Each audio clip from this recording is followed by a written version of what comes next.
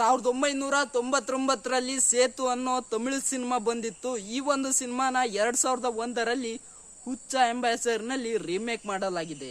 1999ರಲ್ಲಿ ವಾಲಿ ಎಂಬ ತಮಿಳು ಸಿನಿಮಾ ಬಂದಿತ್ತು. ಈ ಒಂದು ಸಿನಿಮಾನ ನಮ್ಮ ಕನ್ನಡದಲ್ಲಿ 2001ರಲ್ಲಿ ವಾಲಿ ಅಂತಾನೆ ರೀಮೇಕ್ ಮಾಡಲಾಗಿದೆ. 2000ರಲ್ಲಿ ಖುಷಿ ಎಂಬ ತಮಿಳು ಸಿನಿಮಾ ರಿಲೀಸ್ ಆಗಿತ್ತು. ಆ ಒಂದು ಸಿನಿಮಾನ 2002ರಲ್ಲಿ ಚಂದು ಎಂಬ ಹೆಸರಿನಲ್ಲಿ ರೀಮೇಕ್ ಮಾಡಲಾಗಿದೆ. 2001ರಲ್ಲಿ ದೀನಾ ಎಂಬ ತಮಿಳು ಸಿನಿಮಾ ಬಂದಿತ್ತು. ಆ ಒಂದು ಸಿನಿಮಾನ ದಮ್ ಅನ್ನೋ ಹೆಸರಿನಲ್ಲಿ 2002ರಲ್ಲಿ ನಮ್ಮ ಕನ್ನಡದಲ್ಲಿ ರೀಮೇಕ್ ಮಾಡಲಾಗಿದೆ. 1985ರಲ್ಲಿ ಸ್ವಾತಿ ಮುತ್ಯಂ ಅನ್ನೋ ತೆಲುಗು ಸಿನಿಮಾ ಬಂದಿತ್ತು. ಈ ಒಂದು ಸಿನಿಮಾನ 2003ರಲ್ಲಿ ಸ್ವಾತಿ ಮುತ್ತು ಅಂತ ನಮ್ಮ ಕನ್ನಡದಲ್ಲಿ ರೀಮೇಕ್ ಮಾಡಲಾಗಿದೆ. 1994ರಲ್ಲಿ ಅನ್ನ ಎನ್ನೋ ತೆಲುಗು ಸಿನಿಮಾ ಬಂದಿತ್ತು. ಈ ಒಂದು ಸಿನಿಮಾನ 2005ರಲ್ಲಿ ನಮ್ಮಣ್ಣ ಅಂತ ನಮ್ಮ ಕನ್ನಡದಲ್ಲಿ ರೀಮೇಕ್ ಮಾಡಲಾಗಿದೆ. 2004ರಲ್ಲಿ ಆಟೋಗ್ರಾಫ್ ಎಂಬ ತಮಿಳು ಸಿನಿಮಾ ರಿಲೀಸ್ ಆಗಿತ್ತು. ಈ ಒಂದು ಸಿನಿಮಾನ 2006ರಲ್ಲಿ ಮೈ ಆಟೋಗ್ರಾಫ್ ಅಂತ ನಮ್ಮ ಕನ್ನಡದಲ್ಲಿ ರೀಮೇಕ್ ಮಾಡಲಾಗಿದೆ.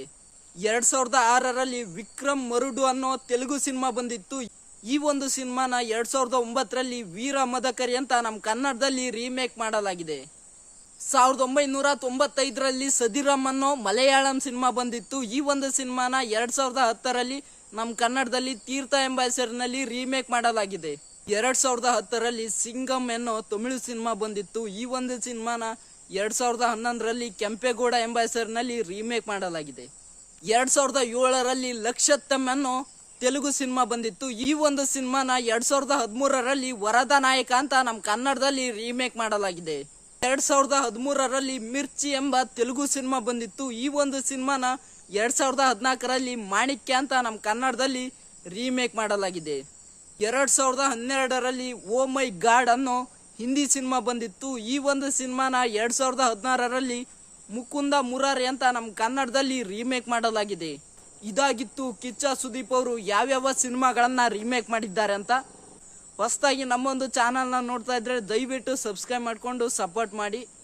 ಈ ಒಂದು ವಿಡಿಯೋ ಇಷ್ಟ ಆದರೆ ಎಲ್ಲ ಕಡೆ ಶೇರ್ ಮಾಡಿ ನಮ್ಮೊಂದು ಚಾನಲ್ಗೆ ಸಪೋರ್ಟ್ ಮಾಡಿ.